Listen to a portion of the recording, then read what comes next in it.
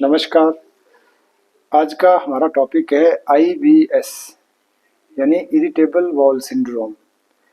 शुरू करते हैं इसके कारणों से। तो जो इंटेस्टाइन में कॉन्ट्रैक्शंस होते हैं जिसके कारण अगर लूज मोशन होते हैं तो ये जो पेरिस्टाल्टिक मूवमेंट्स ज़्यादा होती है, कॉन्ट्रैक्शन फास्ट हो जाती है, और अगर कॉन्स्टिपेशन होती है उस स्थिति में ये कॉन्ट्रैक्शन थोड़े वीक हो जाते हैं। तो अगर ये कॉन्ट्रैक्शन बहुत ज़ोर से आ रहे हैं तो उस स्थिति में डायरिया की प्रॉब्लम हो सकती है, और ये जो एक मेन सिम्टम बनता है IBS का। दूसरा है चेंज इन रूटीन। अगर आपका डेली रूटीन में कुछ चेंजेस आ जाते हैं, जैसे कोई फैमिली से रिलेटेड कोई इश्यूज अराइज होते हैं, या फिर कोई डिजीज कंडीशन, कोई बीमारी हो जाती है फैमिली में, किसी और तरह का स्ट्रेस में आ जाते हैं आप, तो इसके कारण भी ये IBS होने की संभावना बहुत ज़्यादा बढ़ जाती है। किसी भी तरह का स्ट्रेस, फिजिकल और मेंटल स्ट्रेस, इसमें बहुत इम्पोर्टेंट मायने रखता है इस बीमारी के लिए।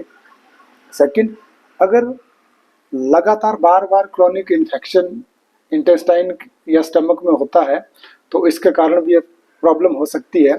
साथ में डाइट सेंसिटिव कुछ पेशेंट होते हैं, अगर खाने में सपोज करो तला भुना या फिर डेयरी प्रोडक्ट या मिल्क या कार्बोनेटेड जो ड्रिंक्स होते हैं, कुछ पेशेंट में हम देखते हैं कि व्हीट जो गेहूं का आटा यूज करते हैं तो उनमें भी एलर्जन के कारण ये दिक्कत हो सकती है। और साथ में अगर ये भी देखा गया है कि अगर हमारे जो ब्रेन है और स्टमक और इंटेस्टाइन के बीच में जो सिग्नल है वो अगर पुअर हो जाता है, पुअर कोऑर्डिनेशन अगर सिग्नल का रहता है ब्रेन के बीच में इंटेस्टाइन और स्टमक का, तो ऐसे स्थिति में भी ये प्रॉब्लम अराइज हो सकती है। और साथ में अगर जो हेल्दी बैक्टीरिया हमारे गट के अंदर होते हैं, इंटेस्टाइन के अंदर होते हैं, उनमें अगर चेंजेस आ जाते हैं, वो फ्लोरा अगर चेंज हो जाता है, तो ऐसी स्थिति में भी ये दिक्कत होने की संभावना बढ़ जाती है। ये थे कुछ कारण। बात करते हैं रिस्क फैक्टर की। अब रिस्क फैक्टर क्या होते हैं? रिस्क फैक्टर यह है कि किन लोगों में IBS होने की संभावना ज़्यादा रहती है, या कौन से लोग ज़्यादा रिस्क पे होते हैं। तो इसमें बात करते हैं सबसे पहले यंग एज, क्योंकि IBS जब भी देखते हैं हम छोटे बच्चों में, या फिर जो अडल्ट्स है या फिर जो बुजुर्ग है उनमें कम है, लेकिन अडल्ट्स में ये जो यंग एज है इसमें IBS की प्रॉब्लम ज़्यादा देखने को मिलती है। अगर हम सेक्स की बात करें तो फीमेल पेशेंट में IBS कंपैरेटिवली मेल पेशेंट के ज़्यादा होते हैं फीमेल में। और साथ में अगर परिवार में ये IBS की प्रॉब्लम किसी सदस्य को है तो इससे भी हम रिस्क पे हो सकते हैं। साथ में बात करते हैं ट्रिगर क्या है। ट्रिगर है कि अगर आपको यह IBS के सिम्टम या IBS की प्रॉब्लम आपको है तो उसको उस स्थिति में अगर आपको कुछ खान पान में चेंजेस हो जाते हैं, जैसे हमने बात की कि डाइट सेंसिटिव होने के कारण उनको ये जो डाइट है या फिर डेयरी प्रोडक्ट, मिल्क है, कार्बोनेटेड ड्रिंक है, ये सारी चीज़ें इस प्रॉब्लम को एग्रोवेट करती है, इसको फ्लेयर अप करती है, ट्रिगर करती है। तो ये चीज़ है। सेकंड, अगर इस प्रॉब्लम के साथ कोई और स्ट्रेस जुड़ जाता है तो ये भी इस प्रॉब्लम को ट्रिगर कर सकती है। बात करते हैं IBS इरिटेबल बाउल सिंड्रोम के सिम्टम्स क्या होते हैं। तो सबसे मुख्य सिम्टम अल्टरनेट डायरिया और कॉन्स्टिपेशन। कभी आपको दस्त लगेगा, कभी आपकी जो स्टूल है वो हार्ड होगा, कब्ज रहेगी, और कभी डायरिया होगा। ये इसका मेन सिम्टम है। पेट में दर्द, इंटेस्टाइनल पेन, ये प्रॉब्लम है, ये सिम्टम रहता है। गैस और ब्लोटिंग की समस्या आपको हो सकती है। अर्जेंट नीड होती है आपको कि एकदम आपको स्टूल पास करने के लिए अर्ज उठती है, आप कंट्रोल नहीं कर पाते हैं, तो ये सिम्टम हो सकता है। स्टूल के साथ आपको म्यूकस और साथ में झाग देखने को मिलती है। ऐसी आपको लगती है कि जो स्टूल है वो इनकम्प्लीट इवैक्यूएशन हुई है, यानी अनसेटिस्फैक्ट्री आपकी स्टूल के लिए अटेम्प्ट रहता है। थोड़े थोड़े समय बाद आपको लगता है कि स्टूल पास करना है, ये आपको बना रहता है। भूख कम लगती है, और भूख कम लगने के कारण जो पहले जो हमने सिम्टम डिस्कस किए, इनके कारण कहीं ना कहीं जो बॉल इरेगुलरिटी है, इसके कारण आपको भूख कम लगती है, और भूख कम लगने के कारण फिर आपको शरीर में आपका जो वजन है वो भी कम होने लगता है दिन प्रतिदिन। साथ में इरिटेबिलिटी और मूड स्विंग्स, मूड भी चेंज होता रहता है। ये जो सारे फिर इंटेस्टाइन से रिलेटेड जो सिम्टम है, कभी लूज मोशन है, कभी पेट दर्द हो रहा है या फिर कॉन्स्टिपेशन हो रहा है, ये सारे सिम्टम फिर पेशेंट को बहुत परेशान करते हैं, जिसके कारण फिर ओवरऑल इरिटेबिलिटी और मूड चेंज होते रहते हैं पेशेंट के अंदर। तो अब बात करते हैं इसका होम्योपैथिक ट्रीटमेंट। तो सबसे पहला हम बात करेंगे कि इसमें दो तरह की स्टेज बनती है। एक एक्यूट है कि जब आपको कोई पेशेंट एक्यूट सिम्टम के साथ, उस टाइम उसके जो सिम्टम है प्रेवलेंट है, उनको ठीक करना है आपने। और सेकंड क्या होता है कि जब आप को सिम्टम एज सच वो ज़्यादा नहीं है लेकिन वो पहले थे, तो अभी बीच बीच वो ट्रिगर करते हैं, तो उस स्थिति में अगर वो सब एक्यूट और क्रॉनिक स्टेज में अगर आता है तो उस केस में फिर अलग ट्रीटमेंट बनता है। शुरू करते हैं सबसे पहले कि एक्यूट जो अगर स्टेज इसकी रहती है तो उसको हमने कैसे मैनेज करना है, उसके लिए क्या क्या होम्योपैथिक दवाएं हैं। तो सबसे पहले है एलॉय। एलॉय में अगर सिम्टम की बात करें, इसमें लॉस ऑफ जो पावर ऑफ स्फिंक्टर एनाई, यानी पेशेंट को लगता है कि अपने आप उसका स्टूल पास होगा, इनवॉलेंट्री स्टूल पास होने की संभावना इसमें रहती है, और स्टूल को कंट्रोल नहीं कर पाता है पेशेंट, और क्रैम्पिंग पेन, मरोड़ जैसे दर्द उसको स्टूल पास करने से पहले और स्टूल करने के साथ उसको उठती रहती है। पेट के साथ उसको स्टूल पास करने से पहले रंबलिंग और गर्गलिंग साउंड, मतलब कि ये साउंड उसको पेट के अंदर गुड़गुड़ की आवाज़ उसको महसूस होती है। ये सिम्टम एलॉय के अंदर देखने को मिलेंगे। साथ में एनएस के अराउंड बर्निंग और रेक्टम में आपको इरिटेशन और बर्निंग, ये सारे सिम्टम आपको रह सकते हैं। अगर ये सिम्टम है तो आप एलॉय 30 या 200 पावर में 2 से 3 बूंदे दिन में 3 से 4 बार आप इन सारे सिम्टम से छुटकारा पा सकते हैं। दूसरी मेडिसिन है मर्कसोल। इसमें पेट में दर्द रहता है, जो अगर हम लेटते हैं तो ऐसे स्थिति में उस दर्द में आराम पड़ता हो, स्पेशली अगर राइट साइड पे हम लेटते हैं तो ये जो पेट में दर्द है वो कम होने लगता है, टेम्परेरीली उसमें रिलीफ मिलता है आपको।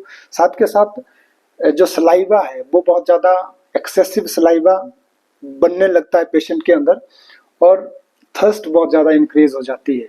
ये सिम्टम में साथ में स्टूल दर्द के साथ पास करना पड़ता है, स्कैंटी और ब्लडी, साथ में ग्रीनिश कलर का ये आपका जो स्टूल है वो हो सकता है।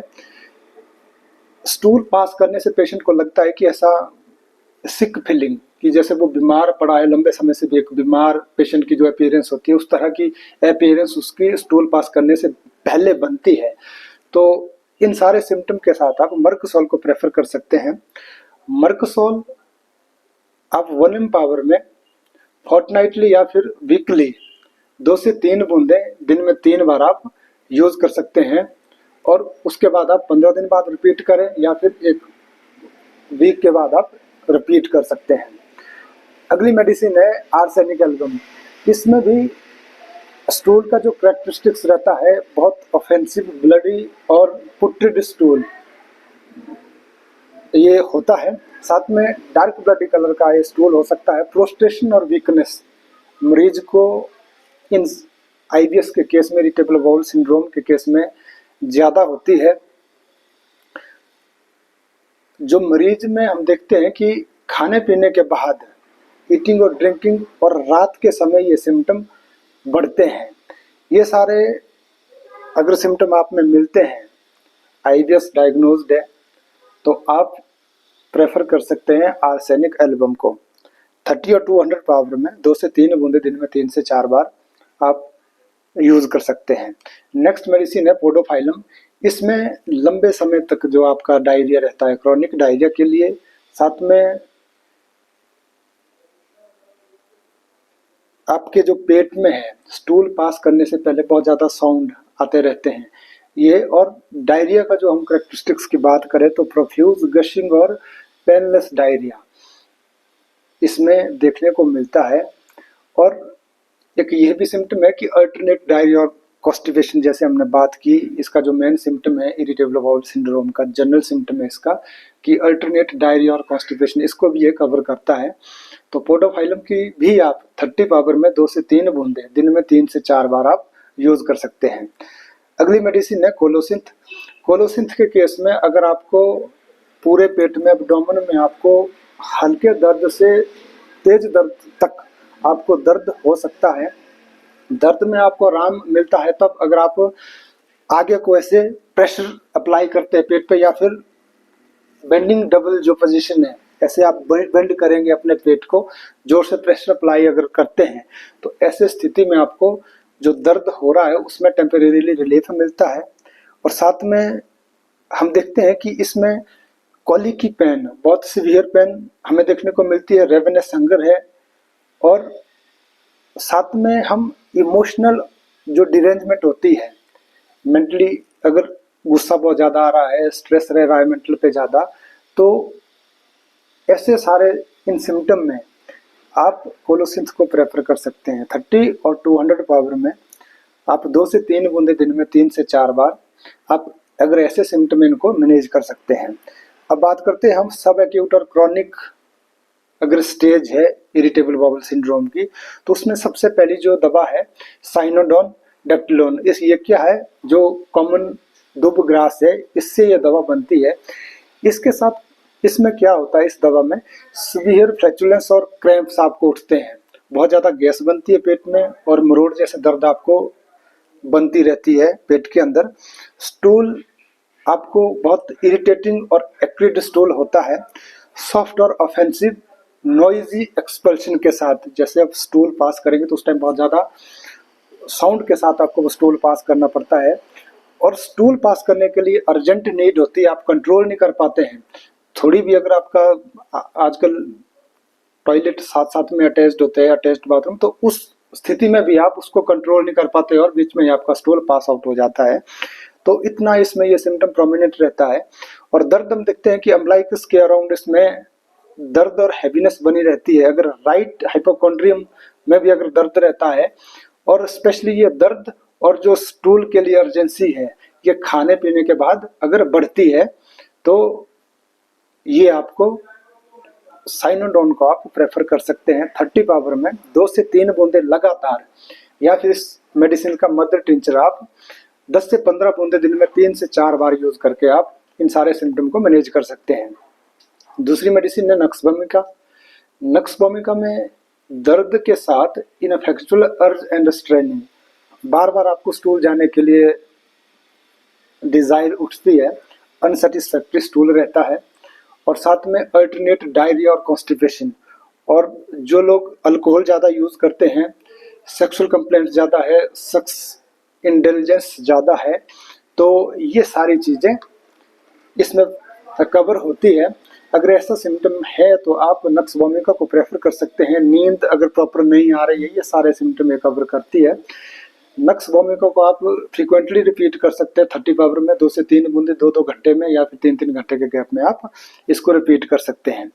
अगली मेडिसिन है अर्जेंटम नाइट्रिकम। इसमें पेशेंट का जो करेक्टरिस्टिक होता है, पेशेंट का जो नेचर है, इम्पल्सिव और नर्वस हरीड पर्सन, मतलब कि हर काम उसको जल्दी जल्दी करना होता है। एंटिसिपेशन और एप्रीहेंशन के बाद उसको ये कंप्लेंट बढ़ती है, दर्द हो या फिर स्टूल के लिए डिजायर होती है, और साथ में एक तरह का डर उसके मन में बना रहता है। और साथ में डायरिया, स्पेशली हम देखते हैं कि जो इमोशनल डिस्टर्बेंसेस के कारण उसको डायरिया या फिर कॉन्स्टिपेशन की दिक्कत आती है, तो आप अर्जेंटम नाइट्रिकम को आप प्रेफर कर सकते हैं। इस मेडिसिन को भी आप 30 या 200 पावर में 2 से 3 बार दिन में यूज कर सकते हैं। नेक्स्ट मेडिसिन है कुर्ची।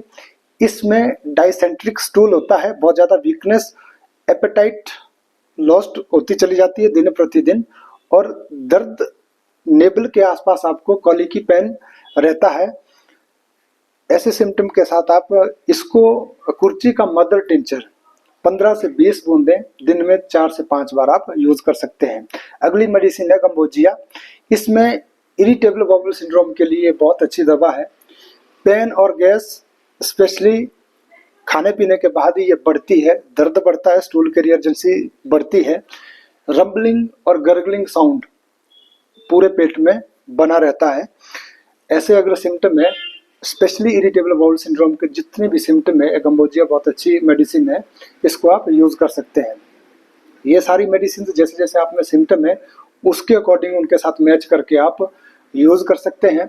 लेकिन अगर आप प्रॉपर इसका ट्रीटमेंट चाहते हैं तो आप जो कॉन्स्टिट्यूशनल ट्रीटमेंट है उसको जरूर यूज करें, तभी आपका इरिटेबल बाउल सिंड्रोम होम्योपैथी के अंदर बिल्कुल जड़ से खत्म करने की होम्योपैथी में संभावना है।